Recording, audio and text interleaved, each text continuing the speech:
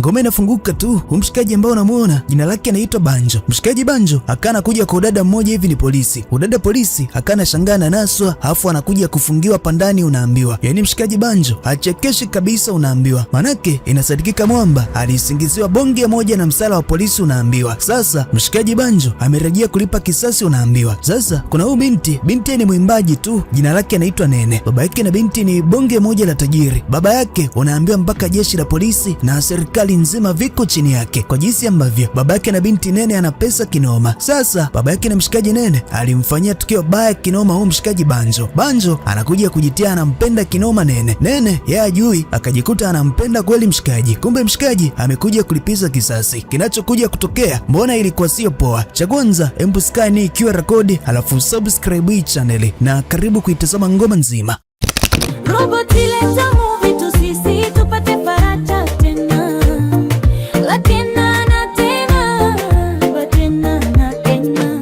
My nickname, mimi naitwa Roboti. Na lil name, come on, you know my name. Mimi naitwa Baraka. Live kabisa kutoka ndani ya Ikungu in the area. Na leo niko tayari kabisa kukuletea bonge moja la likapu ambalo naamini utalikubali kinoma. Cha kwanza, minyiza button ya subscribe na turn on notification ili uwe wa kwanza kutazama rikapu mpya kila siku. Lakini pia dondosha komenti yako, changia hii topic ya leo, niambie changia hii mada ya leo. Ni kitu gani ambacho mpenzi wako akikuomba, hata kama unampenda kiasi gani, lakini akikuomba hicho kitu hauwezi kabisa kumpa, haijalishi unampenda kiasi gani? Tuma video fupi isiyozidi sekunde 30, lakini pia tuma ujumbe wa sauti kupitia namba hii hapo chini kwenye video, na sauti yako pamoja na video yako vyote vitaonekana na vitasikika live on your big screen kwenye next recap. Na karibu kulitazama hili filamu la leo, naamini utaikubali kinoma.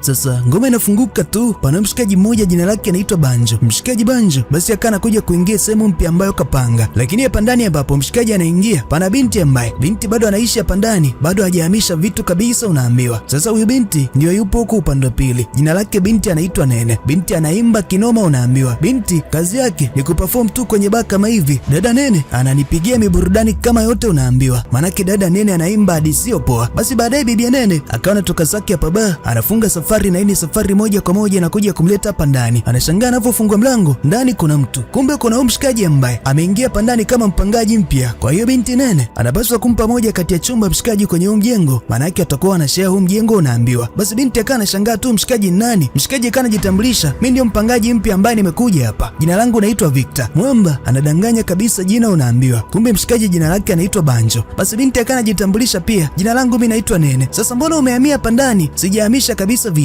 Lakini mshikaji Victor akana mwambia bibi usijali kabisa, naweza kukaa tu hivi kwa muda, utahamisha vitu baadaye. Basi kweli wakawa nakubaliana hivyo. Dada Nene akana ingia zake chumbani, manake katoka kuimba kachoka kweli, na mshikaji Victor akana bakia zake sebreni. Sasa kuna moja kati ya kitu akana kumbuka, mshikaji alikuwa na mpenzi wake hapo zamani za kale, wakawa na burudika kinoma, na ni kumbukumbu ambayo mshikaji anaimisi kweli. Mshikaji ni kama anakumbuka vitu vingi kweli kweli. Mara ghafla akaona kamata simu yake, anampigia moja kati ya mwamba, anamwambia wewe familia tayari nimeshafanikisha kupata chumba, kwa hiyo kila kitu kipo sawa, naanza kushughulikia mchongo mzima. Yote Banjo akawa anampa taarifa moja kati ya rafiki yake wa karibu kweli. Siku zikaendelea kusonga mbele. Siku ambayo inafuata, basi mshikaji Victor akawa anamsikia udada hapa chumbani kwake anaimba kinoma. Udada Nene, yani dada anaimba kama akachanganyikiwa unaambiwa. Mwamba akawa anagonga mlango, basi ile akawa anampongeza tu kwamba kuna kitu ambacho nilikuwa nimekuja kubeba, lakini jinsi ambavyo unaimba nilikuwa nakusikiliza nikiwa pale nje, yani unapagawisha kinoma. Haisewe inaoma kwenye kuimba aise. Basi binti Nene akawa anajikuta anafurahia kweli, manake mshikaji kampongeza kweli kweli, yani unaimba vizuri mno, unaua hadi sio poa. Sasa naweza kukaa kidogo hapa eti nikakutizama unavyoimba? Binti Nene akawa anasema hamna shida, weka tu hapo upate buruda. Mwamba akawa anamtizama binti anavyoimba, alafu Mwamba anafurahia kinoma unaambiwa. Na baadaye basi Mwamba kweli akawa anahamisha vitu kwenye kichumba ili tayari kabisa kuingia kwenye chumba kipi ambacho atakuwa anakaa mshikaji Victor. Majira ya jioni baada ya kuhamisha vitu, basi mshikaji kama kawaida akawa anakuja hapa ba, anamtazama kinoma moja kati ya Mwamba. Huyu Mwamba yeye amekaa hapa baa anagonga pombe tu unaambiwa. Kumbe hapo upande wa pili mshikaji Victor yeye anamlia rada tu. Basi mshikaji wa watu hana hata habari kabisa, anagonga pombe kinyama. Kumbe muone Victor anamsubiria tu. Baadaye mshikaji anakuja zake kuingia kwenye gari aondoke hapa baa. Mara ghafla Victor akawa anamkamata Mwamba, anakuja kumpakia kwenye buti ya gari. Anasema vinega kama nyie ndio nilikuwa nawatafuta Kuda Adeki, vinega wa chama cha rangi ya mboga mboga za majani. Kuda Adeki leo nimeshakupata wewe mmoja, utanieleza tu. Basi moja kwa moja akana kuja kumleta mpaka isemu, anakuja kumfungia hapa ndani unaambiwa. Sasa akana mwambia, najua nakumbuka moja kati ya tukio ambalo mlinifanyia kabla sijaenda gerezani. Mlinisingizia moja kati ya kesi na nikafungwa gerezani miaka 6. Kama kawaida nyi chama cha rangi ya mboga mboga za majani kubambikia watu kesi. Sasa nimetoka, nitakufungulia mdomo hapa. Ukijaribu kupiga tu kelele hapa, andika umekwisha. Nataka unisafishe kama jinsi ambavyo ulinichafua. Weli bana, unaambia mshikaji kumbe ni afande. Akana jitambulisha, anasema jina langu mimi naitwa Bonaventure, ni moja kati ya mshikaji polisi ambaye nilikuwa natumwa na chama kwamba nimkamate mshikaji alafu nimsingizie kesi. Sasa mimi kama afande naomba nieleze ukweli eti mimi mshikaji tulimsingizia tu kesi. Mshikaji Banjo hakuwa na hatia kabisa. Mshikaji Banjo akana mrekodi kila kitu ambacho afande anasema. Afande anasema Mwamba Banjo tulimsingizia tu, hakuwa na kesi kabisa. Kwa hiyo walimchafua tu na wakampeleka gerezani wakambambikizia kesi eti. Na ile Banjo anakumbuka alivyokuwa gerezani, basi akajikuta alikuwa analia tu, maskini ya Mungu. Yaani anaumia kinoma. Na washikaji hapa gerezani wakawa wanamcheka tu Banjo kwamba mcheke jinsi ambavyo analia, wakawa wanajaribu kumuonea. Lakini mshikaji Banjo anakumbuka kana anatembeza mkono kinoma. Kumbe yote Banjo alivyokuwa gerezani alikuwa anaumia, anateseka kinoma kwa sababu alikuwa kabambikiziwa kesi tu, na huyu afande pamoja na wenzake ndiye ambao walitumika kumbambikizia kesi mshikaji. Sasa leo afande karekodiwa anasema ya kwamba huyu jamaa hakuwa na kesi kabisa, na anamuomba kwelikweli Banjo, Banjo naomba nisameti, naomba usinitoe wai, niache tu mimi niondoke hapa. Mimi nilikuwa nimetumwa na watu wa juu, walisema ya kwamba tukukamate halafu tukusingizie kesi wewe. Kwa naomba niachie, usiniue eti. Nahitaji kwenda kuiona familia yangu Banjo eti. Banjo akana mfunga tena mshikaji, na mshikaji akana zimishwa kabisa. Baadaye mshikaji anakuja kuzinduka, anakuja kujikuta yupo kwenye ile gari yake, yuko huko mtani anazinduka tu. Baada ya kurekodiwa ile video, Banjo kamwachia kabisa polisi Bonaventure.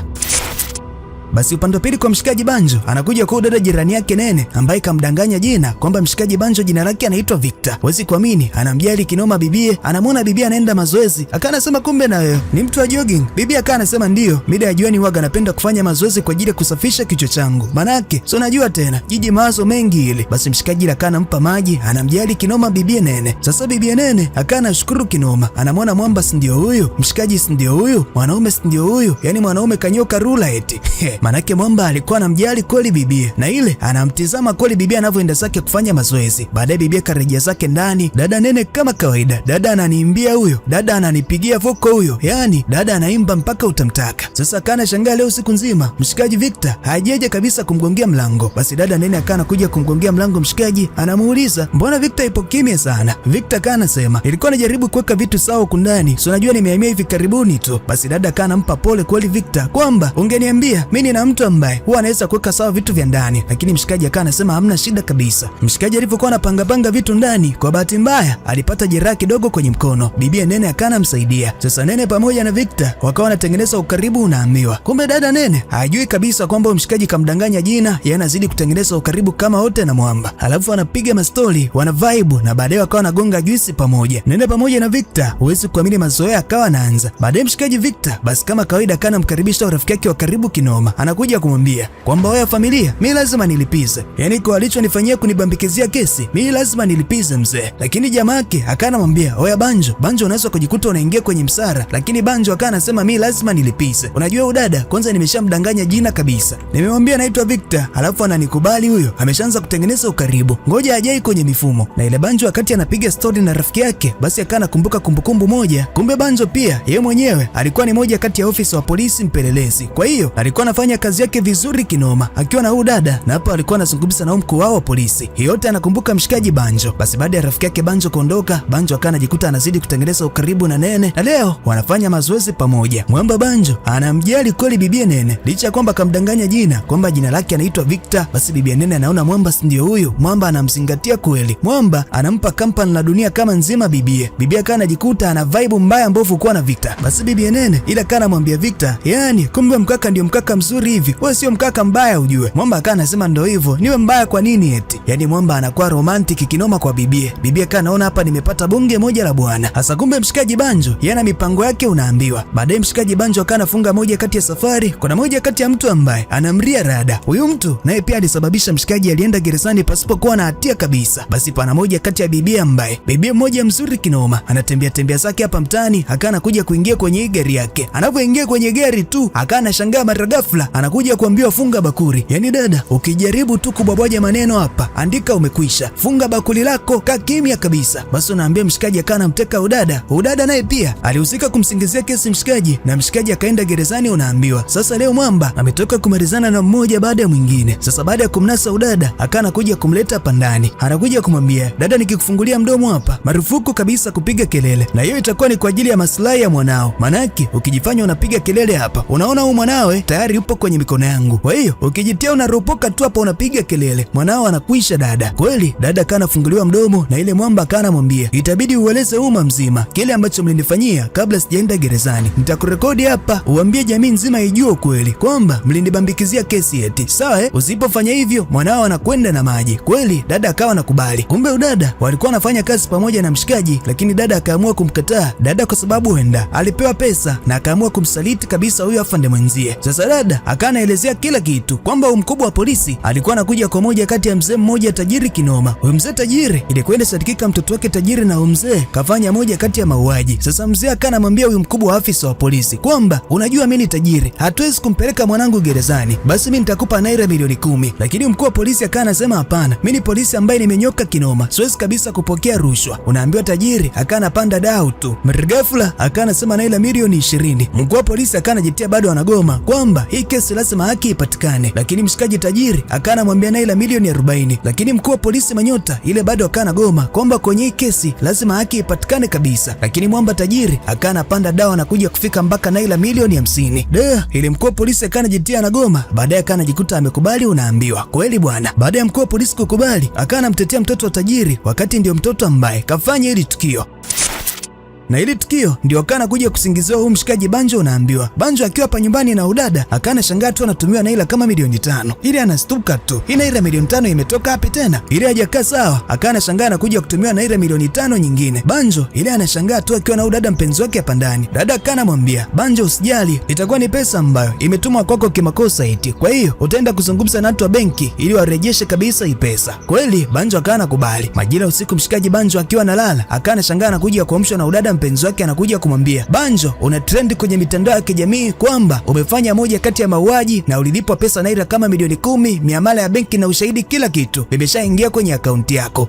Ile mshikaji Banjo akawa anashangaa tu, nimefanya mauaji? Anashangaa manake kwenye mitandao ile ana trend yetu naambiwa. Nimefanya mauaji? Mauaji kivipi tena? Banjo akawa anashangaa na kuja kuitwa hapa polisi na mkuu wa polisi. Mwamba anakuja kuambiwa yeye ndio ambaye kafanya mauaji na ushahidi wa pesa kila kitu, pesa ambazo kalipwa zimeingia kwenye akaunti yake. Tena jana tu takriban kama naira milioni 10. Banjo anashangaa tu, nimefanya mauaji kivipi? Mimi sihusiki, mimi sijui chochote kile. Na udada ambaye walikuwa wanafanya kazi yote na Banjo, huwezi kuamini, naye pia kana msaliti Banjo. Anakuja kumwambia Banjo, mimi sijui kabisa na sihusiki kwenye hilo. Banjo, umefanya mauaji kweli? Banjo akana sema hapana, mimi sihusiki kabisa, hebu tazameni kwenye CCTV kamera. Lakini huwezi kuamini, mkuu wa polisi akana sema hapo hapokuwa na kamera, tukio wewe ndio umefanya na ushahidi wa pesa zimeingia kwenye akaunti yako umelipwa, kwa hiyo baba jela kuna kuhusu. Sasa Banjo akana mkaba udada afisa polisi kwamba wewe ulikuwa mpelelezi mwenzangu kabisa, lakini ulishindwa kabisa kunitetea mimi nilivyokamatwa na nikana singizio hii kesi. Sasa leo itabidi ujirekodi video na uposti kwenye mtandao kwamba mimi Banjo sikulipwa hiyo pesa kufanya hilo tukio, na mimi hilo tukio sikufanya kabisa. Leo hakikisha kwamba unanisafisha kwa jamii ambayo ulinichafua jamii, naamini mimi ni mtu mbaya. Unajirekodi video na unaeleza ukweli mzima. Kweli udada afande akanafanya hivyo, akana rekodiwa na anaeleza ukweli mzima kile ambacho kilimkuta Banjo. Yaani ile udada anamsafisha Banjo unaambiwa. Sasa huko upande wa pili mshikaji akana funga zake safari, anakuja kumtembelea dada Nene ambapo anaimba. Anamsifia kinoma dada Nene kwamba Nene unaimba vizuri kweli kweli. Yaani ile anampongeza kweli Nene. Na Nene anafurahia kweli kuwa karibu na huyo mshikaji Victor. Manake ni mshikaji ambaye anamjali bibia vizuri mbaya mbovu. Majira ya usiku basi kama kawaida bibi Nene akana mpigia simu mshikaji Victor, wanapiga mastori, wana vibe balaba la unaambiwa. Siku ambayo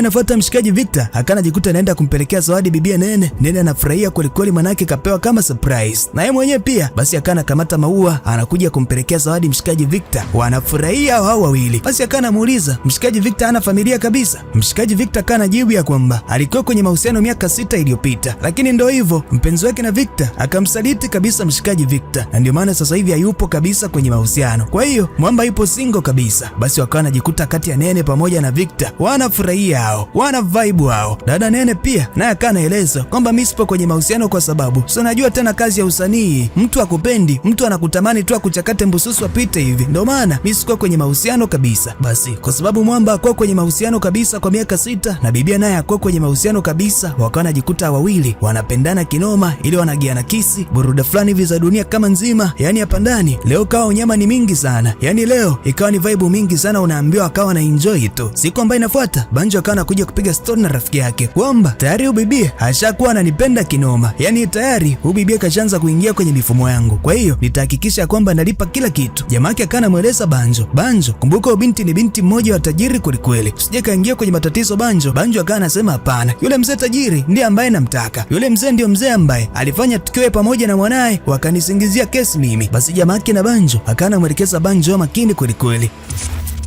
Na huko upande wa pili binti Nene amekuja kumtembelea baba. Baba kana muuliza binti yake, sasa binti yangu, wewe unafanya kazi ya kuimba kwenye baa tu za kawaida mtaani wakati ni binti mmoja wa tajiri kwelikweli, yani unapata pesa gani huko? Binti akanaeleza kwamba baba, naimba kwa sababu kuimba mziki ndio kunanipa furaha yangu ya moyo na ni kazi ambayo naipenda kwelikweli. Nene akana piga story na baba yake kwamba anafanya kazi sio kwa ajili ya pesa tu, bali ni kazi ambayo inampa furaha ya moyo kwelikweli, ndio maana hawezi kabisa kuacha. Nene baada ya kutoka kwa baba unaambiwa akana kuja kurejea nyumbani, ile kachoka kinoma kama zake tu kulala hapa. Mshikaji Victor hawezi kuamini, akana kuja kumtembelea bibie, anamuuliza mbona bibie kalala tu hapa. Bibie akana anasema kuna namna ambavyo hajihisi vizuri kabisa. Mshikaji akana amuuliza sasa umekula? Bibie akana anasema hata ajala. Mwamba akana anasema pole, ile anamjali kinoma, yani anamzingatia kinoma. Hawezi kuamini, Mwamba akana anampikia, anamjali kwelikweli bibie, yani anamfanyia kila kitu. Dada Nene akana anaona Mwamba si ndio huyu sasa, Mwamba ananjali kiasi hiki, yani kumbe kwenye hii sayari bado kuna wanaume wa aina hii. Dada akana anajikuta amepata bonge moja la bahati. Babake na binti akana mpigia Nene, anamuuliza Nene unaendeleaje? Nene akana anasema baba, angalau kidogo naendelea vizuri, manake sasa hivi baada ya kupata dawa pamoja na chakula angalau kidogo najisikia vizuri. Na huko upande wa pili mshikaji Victor anaendelea kumbembeleza kulikoli bibia Nene, yani anamjali kuliko kawaida. Basi bibia Nene ile akana eleza kwamba najiona kama ni maalum kulikoli nikiwa na wewe, yani najiona kama ni binti special kulikweli, yani nakupenda kulikweli Victor. Victor kana anamwambia usijali, usipagawe kabisa, mimi niko hapa kwa ajili yako muda wote utakavyonihitaji. Kweli Victor pamoja na Nene basi wakawa wanagiana kisi, ile wanachakatana mbususu, yani usiku wa leo ulikuwa ni mtamu kama nini. Sasa siku ambayo inafuata Mwamba kama kawaida anaendelea kumjali bibia, akamletea zawadi. Anavyomgia zawadi tu akana shangaa mara ghafla mlango unagongwa, kumbe ni babake na binti Nene, ile amekuja kumtembelea binti Nene. Mara ghafla Mwamba Victor baada ya kumuona babake na Nene kwanza akana mzimisha kabisa dingi anazima, unaambiwa ile binti Nene akana shangaa tu, Victor anafanyaje hivyo kwa babangu? Binti Nene naye pia akana tulizwa. Nene akana kuja kuambiwa na mshikaji Victor, baba yako sio yule ambao unamdhania, unafikiria kwamba babako ni mtu poa, babako ni mtu wa watu, babako ni bunge moja la fisadi ambalo halitakiwi kabisa hapa nchini, katili linabambikizia watu kesi, yani babako ni lijitu ambalo la ovyo kabisa. Sasa na wewe tulia kabisa, usitake nikuchanganye pamoja na babako, wewe tulia, wewe kuwa mtulivu kabisa. Kweli bana, binti Nene akana tulizwa hapa ndani, anaambiwa akaushe kabisa, na ile mshikaji Victor akana kuja kuzungumza na Dingi, najua unanifahamu kama Victor, nimemdanganya binti yako, jina langu unanijua vizuri, naitwa Banjo, na hiki ambacho nimekifanya leo nilikipanga takriban miaka 6 iliyopita nilipokuwa gerezani, kwa sababu wewe ndio umesababisha nikana teseka gerezani pasipokuwa na hatia kabisa, na ukanichafua mbele ya jamii nzima kwamba mimi ni mtu mbaya, ni afande mbaya ambaye nimesababisha mauaji sehemu. Sasa hii leo nimekunasa mzee, cha kwanza nitakufungulia, usije ukapiga kelele, ukipiga kelele tu andika binti yako amekwenda. Kweli bana, ile mshikaji Banjo akana mfungulia mzee anamwomba tu kwamba naomba usije ukanifanyia kitu kibaya binti yangu, naomba eti. Sasa Banjo akana mwambia ukweli mzee, itabidi ueleze ukweli mzima kama jinsi ambavyo ulinichafua, urekodi ukweli mzima na uieleze jamii ukweli mzima kile ambacho kilitokea. Lakini mzee akana mdanganya Banjo,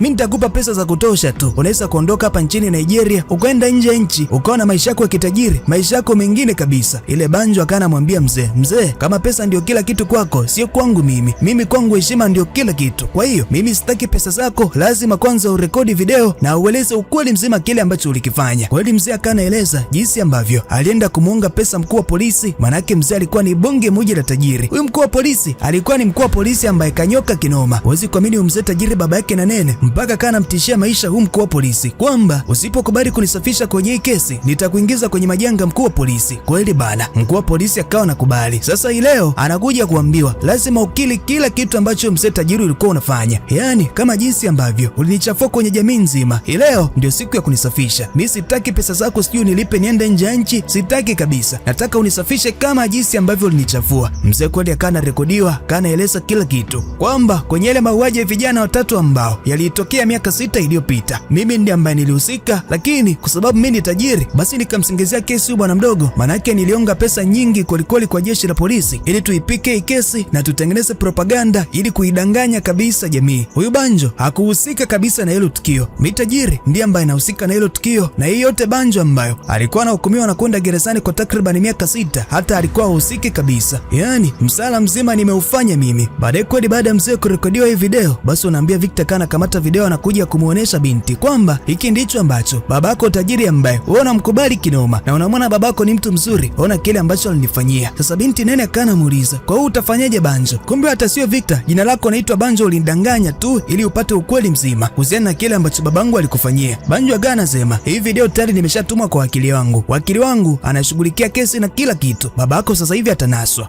Ile binti nene akana waza tu. Na huko upande wa pili mshikaji Victor basi akana zungumza na wakili wake rafiki yake, na rafiki yake akana sema atashughulikia kesi kila kitu. Huwezi kuamini babake na nene mzee leo akana kuja kunaswa. Akana shangaa leo mamwela wamejaa kila kona. Yaani leo mamwela wamejazana kama wote. Wanakuja kumnasa mzee tajiri ambaye alimsingizia kesi mshikaji Banjo. Banjo akakaa gerezani kwa takriban miaka 6, kumbe hana hatia kabisa. Yote Banjo anakumbuka jinsi ambavyo alikuwa anateseka kinoma gerezani. Yaani alikuwa anatabika kinoma wakati hajahusika kabisa na msara.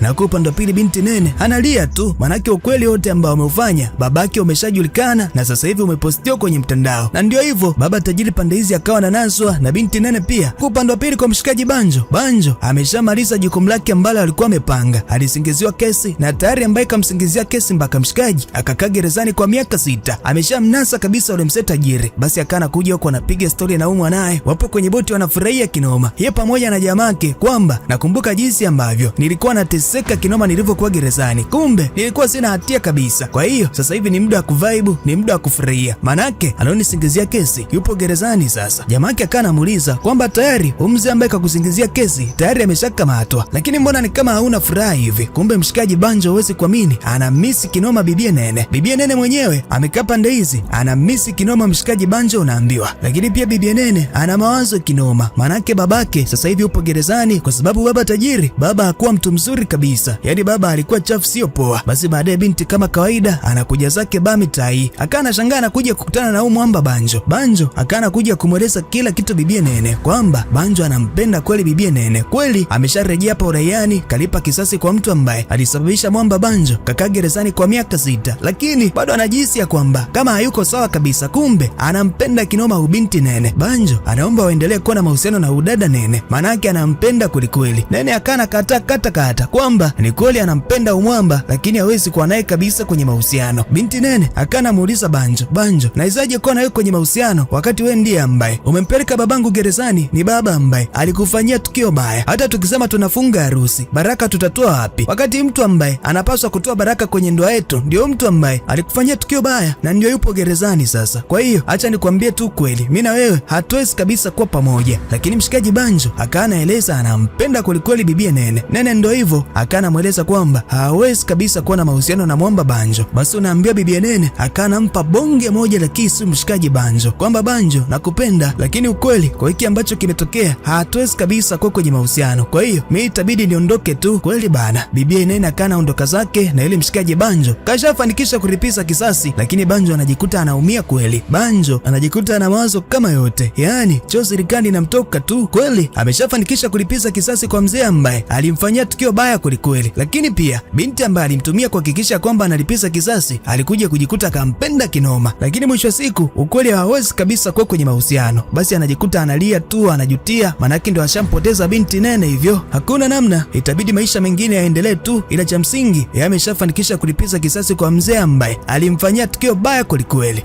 Basi ile Malepap filamu likawa lina finito fiasco na maandishi akawa yanapita na filamu likawa linaisha hivyo.